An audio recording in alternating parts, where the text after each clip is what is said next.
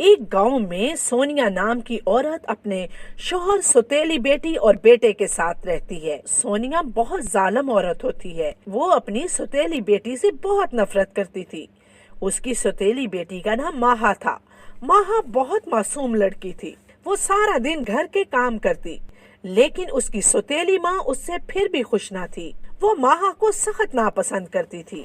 ذرا سی غلطی پر وہ ماہا کی خوب پٹائی کرتی۔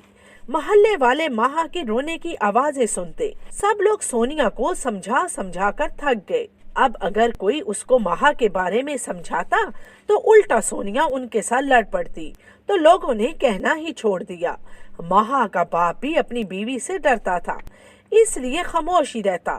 سونیا اپنے بیٹے سے بہت پیار کرتی تھی۔ سونیا کے بیٹے کا نام عادل تھا۔ عادل کو بھی اپنی ماں کا رویہ اچھا نہیں لگتا تھا۔ جب وہ سونیا کو پٹتے دیکھتا تو ماں کو سمجھاتا، مگر وہ باز نہ آتی تھی۔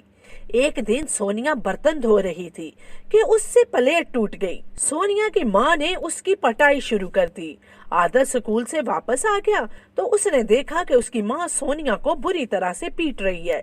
یہ سب عادل سے دیکھا نہ گیا۔ ارے ماں، یہ کیا کر رہی ہے؟ کیا پاگل ہو گئی ہے؟ ماہا سارا دن گھر کے کام کرتی ہے اور آپ اس سے ذرا بھی پیار نہیں کرتی۔ کچھ تو خدا کا خوف کیا کریں۔ ارے کیا کہہ رہا ہے؟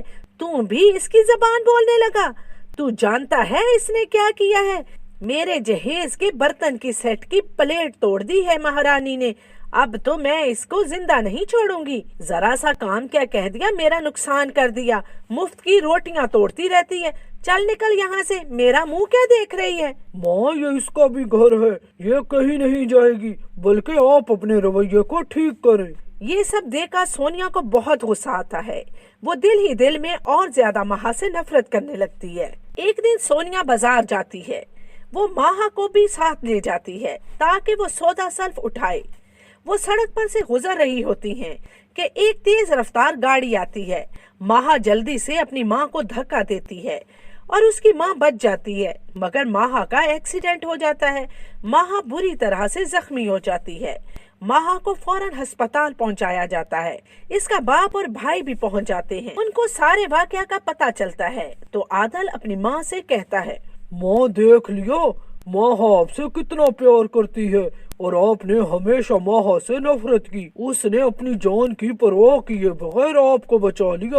یہ سب دیکھ کر سونیا بہت شرمندہ ہوتی ہے۔ اپنے شوہر اور بیٹے سے اپنی غلطی کی معافی مانگتی ہے اور سونیا کو پیار بھری نظروں سے دیکھتی ہے۔ اے اللہ، میری بچی کو بچا لے، میں آئندہ اس کا بہت خیال رکھوں گی۔ اس طرح سے سونیا کو اپنی غلطی کا احساس ہو جاتا ہے۔